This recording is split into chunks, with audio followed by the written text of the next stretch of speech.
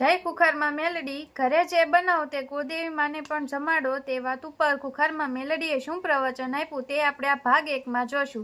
જય ખુખારમાં મેલડી. રવિવાર કીધું તું આઠમના દાડે 12 મહિને એકવાર નિવેદ તો બધાય કરે છે, પણ પોતાના ઘેર પોતાની કુળદેવીનું નિવેદ જે રોજ ભોણું બનાવો ને, ઘરનું જમવાનું બનાવો ને, દાળ ભાત પૂરી શાક કઢી ખીચડી જે બનાવો હોય, પનીર ટિક્કા બનાવો તોય, પાલક પનીર બનાવો તોય, જે બનાવો હોય એ બધું તમારી માને ભાવથી જમાડજો. કેટલાય ચાલુ કર્યું,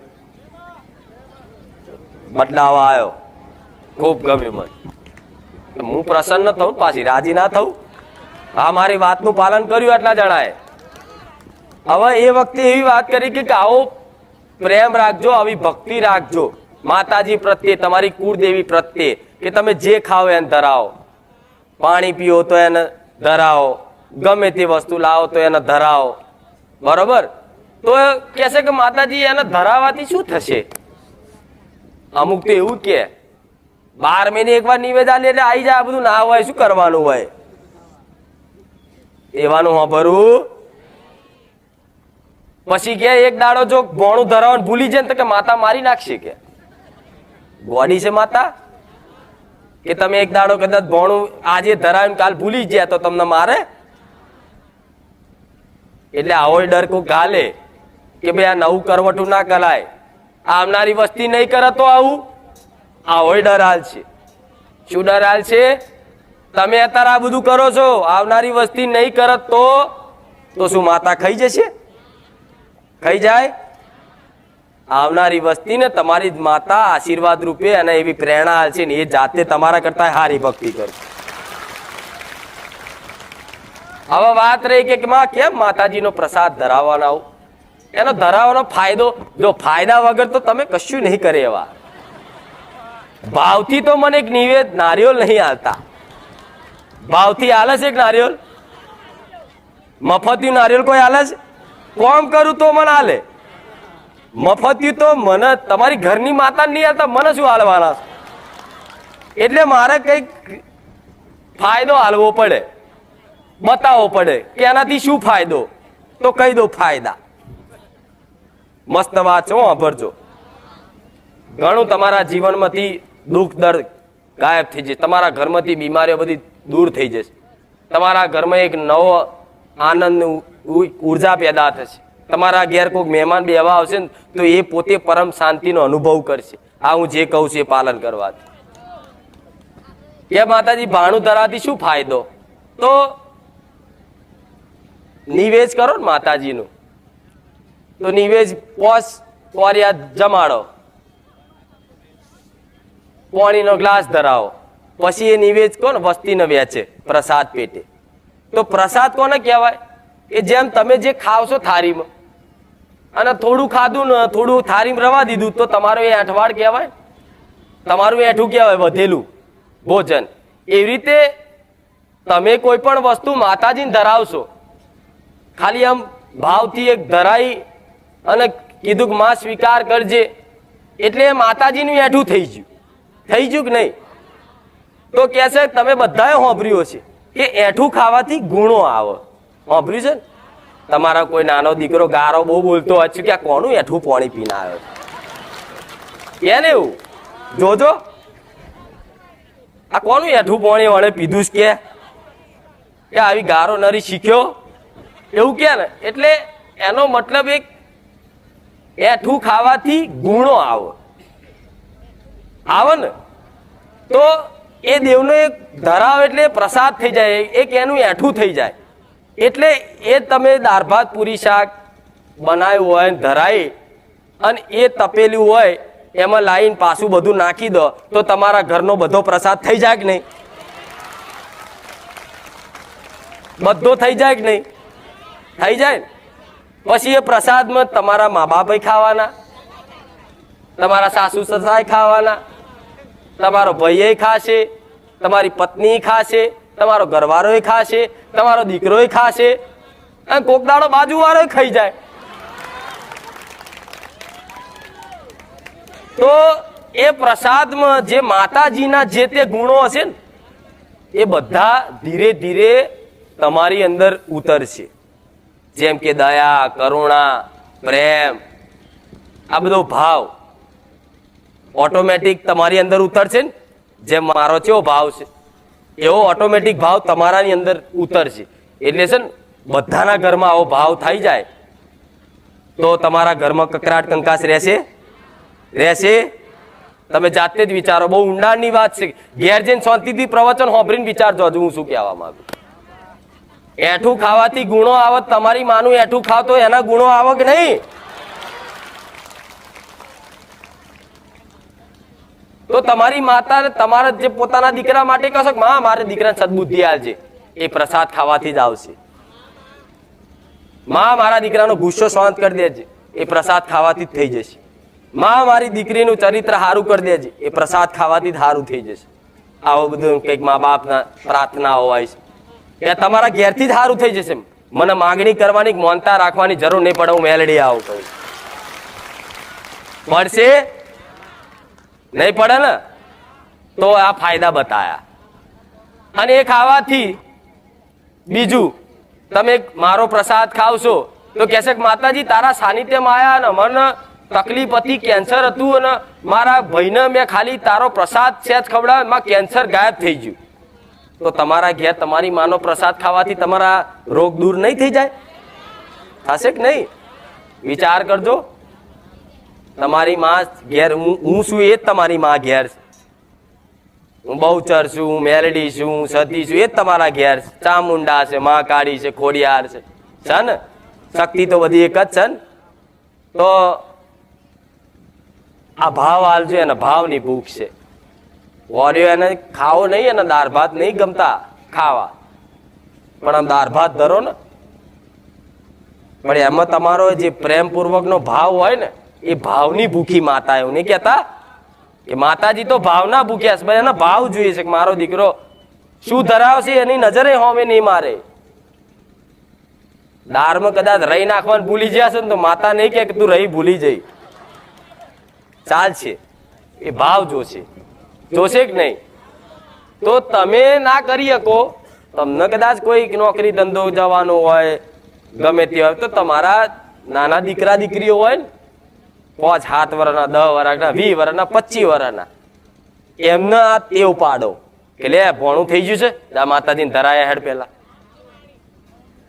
એટલે એક દાડો કંટાળો છે ના હમણાં જઉં છું જા 2-4 વાર કહેશો ને એટલે રોજ ટેવ પડી જશે. કોકદાર તમે ભૂલી જશો તમારો દીકરો એવું કહેશે કે મમ્મી આ ધરાયું નહીં માતાજી, કહેશે કે નહીં? તો એની અંદર જેટલી ભક્તિ ભાવ વધશે. દાડા 2 વખત મઢમાં જવાથી, માતાની આગળ જવાથી કેટલો ભાવ વધશે એનો. એનું ચરિત્ર કેવું નિર્માણ થશે, એના સંસ્કાર જેવા થશે. તો એ જ સંસ્કાર હારા થશે આવશે જીવનમાં તો તમારા આવનારા ભવિષ્ય માટે તમારા જ ફાયદાકારક ને. હારો દીકરો સંસ્કારી હશે તો તમારા માટે જ ફાયદાકારક છે ને. પછી 50 વર્ષના અમુક નહીં આવતા ઉંમર લાયક વડીલો 60 વર્ષના 70 વર્ષના માં મારો દીકરો બહુ દારૂ પીયો છે, બહુ ગારો બોલે છે, એવા દાડા તમારા નહીં આવે. લખજો મેલડી આવું કહું કરશો ને આટલું સારું. બધા એમ કે અમુક કે અમે તો 12 મહિને એક જ વાર કરીએ તો અમારે બધું શાંતિ. એમને શાંતિ લેવા દેજો. હજુ કઉ છું કોકનું માનતા નહીં.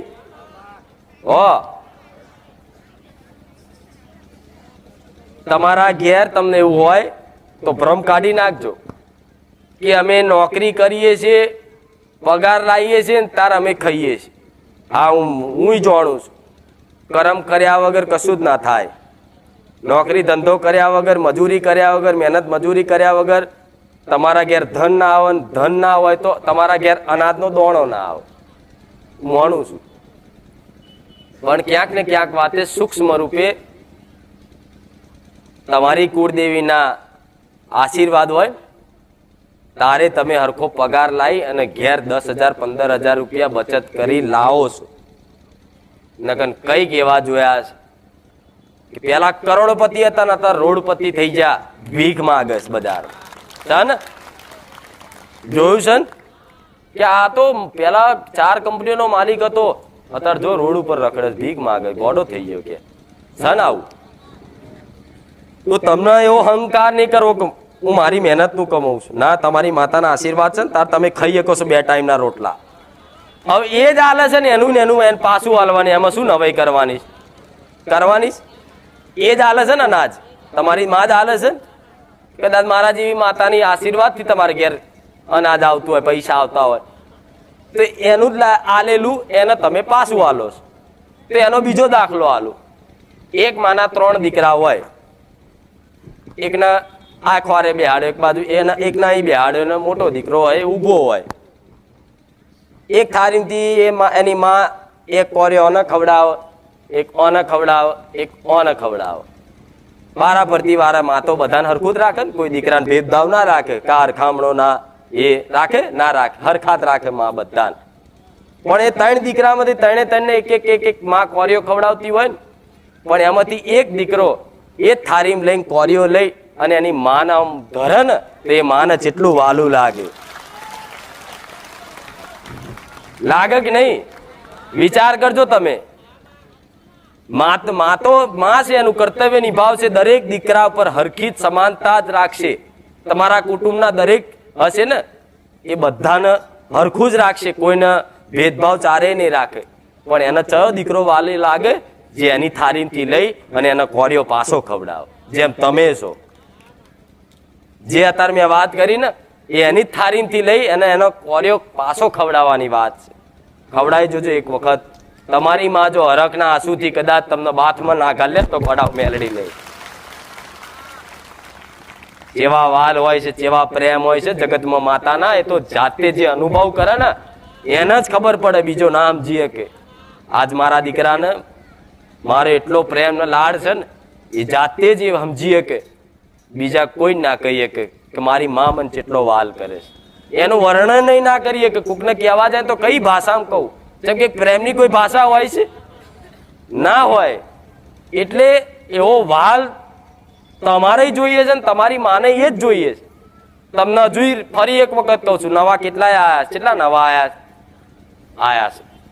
ઘણા આયા છે. જો નવા આયા હોય તો કહેશે કે અહીં જો ખાસ કહી દઉં, નવા આયા હોય ને તો કહેશે કે લાવો જતા રહીએ, નંબર આવી જશે ને અમારું કામ થઈ જશે, એટલે પછી અમે બીજે. તો મારા જૂના ભક્તો હોય ને ભાવિકો હોય ને એને પૂછી લેજો અહીં કઈ રીતનું બધું ચાલે છે. અહીં ધીરજનું જ કામ છે, ઉતાવળ્યા તો જાય બારોબાર. એટલે નવા આયા હોય એને ખાસ કહું છું, આ બધું પાલન કરશો ને જીવનમાં તો જ મારી કૃપા. નકન કે હું તમારી નોકરાણી નહીં, મારી આ કામ કરી હાલ, મારી આ કરો તો મોનું, મારી ફલાણું થઈ જાય તો મોનું. એટલે તું મોનીશ તો જ મારું નામ રહેશે, સાચું નહીં? એટલે ઘણા એવા આવતા હોય છે, પણ તોય એમનું ચેલેન્જ સ્વીકાર કરું છું. ખુખાર મેલડી હોય તમારું આ કરી બતાવો તો મોનું, તો એનું તે ચેલેન્જ સ્વીકાર કર્યું છે, એમને કરી બતાવ્યું. ચમ એ બોને વિશ્વાસ તો કરશે માતા પ્રત્યે, મારી પર નહીં કરે પણ એની માતા પર તો કરશે. અને એક વખત તો વિચાર આવશે કે ખુખાર મેલડી આવા કામ કરતી હોય તો મારી માં કેમ નહીં?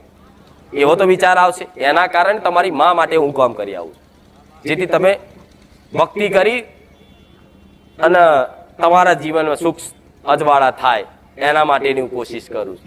આ થોડું ધીરું બોલું છું. કહે છે કે માતાજી પાવરમાં ચમ નહીં બોલતા? તો કહું મારા દીકરાની તબિયત થોડી લૂઝ થઈ છે.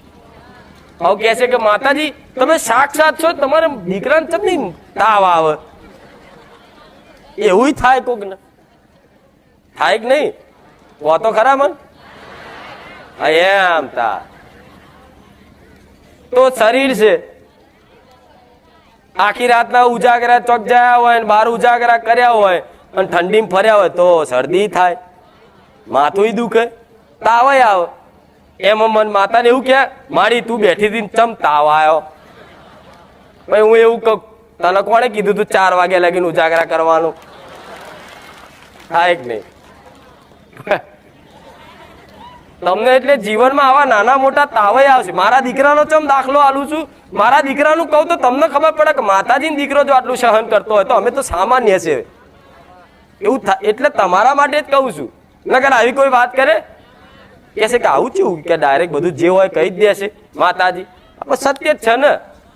મારા દીકરો તાવ આવે ને તો કોક દાડો લ્યો બહુ માથું ચડ્યું હોય ને અને ના ઉતરે ને તો કે મારી હું ગોરી ખાઉં છું, તો મારો દીકરો છે ને માથાની ગોરી ખાઈ લે. હું જ કહું હા ખાઈ લે, પણ ગોરીની જરૂર છે તો ખાઈ લે તું તાર, અને માથું ઉતરી જાય ગોરીથી. હજુ ચારે એને કહેવું પડે કે 5 દિવસ સલિંગ થયા, દવા લાયો, ગોળીઓ લાયો, ઇન્જેક્શન લીધું, બાટલા ચડાયા, છતાં એને સારું ના થતું હોય ને પછી મને પૂછાય કે માં કઈ ભૂલ તો નહીં. એ જ એવી રીત તમને તમારા ઘેર તાવ આવ્યો હોય, કોઈ બીમારી થઈ હોય તો હું એવું કહું છું, તમે માતાજીને માનો છો બરોબર છે, તમારું માતાજી કોમ કરી આલે છે એ બરોબર છે, પણ માથું ચડે, શરદી થઈ જાય, પગ ઢેંચર દુખે, એમાં તમે નાની નાની વાતે માતાઓ જોડે કોમ કરાવશો ને તો તમારું બેલેન્સ ઘટશે. એવું નાની નાની વાતે એ માતા પેટ્રોલ નહીં જોજે, કુખાર મેલડી અહીંથી 10 કિલોમીટર વગર પેટ્રોલ ની હેડો મોનુમાં નારિયેળ વધેરીશ તો 10 કિલોમીટર નહીં, હું 20 કિલોમીટર વગર પેટ્રોલ ની હેડારી આલું, પણ મારે શું બેલેન્સ તમારું ઓછું થશે. આ તો એટીએમ જેવું છે, ઘસો એટલે તરત ફળફળ્યું લખાઈ જાય કે ભાઈ 500 કપાયા. એવી રીતે તમે મારજો માગો એ આલી જ દઈશ, એ કપાશે પછી છેલ્લે કશું નહીં વધે, વધશે. એટલે તાવ આવ્યો હોય ને શરદી થઈ હોય ને તો દવા લેવા જવું. હો ચમ જવું કે જો બધું માતાજી ભગવાન કરતા હોત ને તો ત્રેતા યુગમાં રામાયણ વખત રાવણના છોકરાનું મેઘરાજનું તીર વાગ્યું હતું લક્ષ્મણને. ખબર છે ને, રામાયણ જોઈ જશે. તો લક્ષ્મણ ઘાયલ થઈ ગયા, છેક મૃત્યુ આવી ગયું હતું.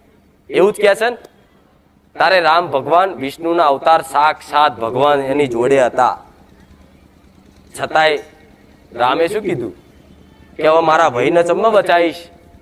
તારે વિભીષણે એવું કીધું કે આ બાણનો ઈલાજ લંકામાં એક વૈદ્ય છે, વેદ અત્યારના ડોક્ટર કે પેલા વેદ આવતા, એ વેદ ન બોલાવો એ આનો ઈલાજ કરશે.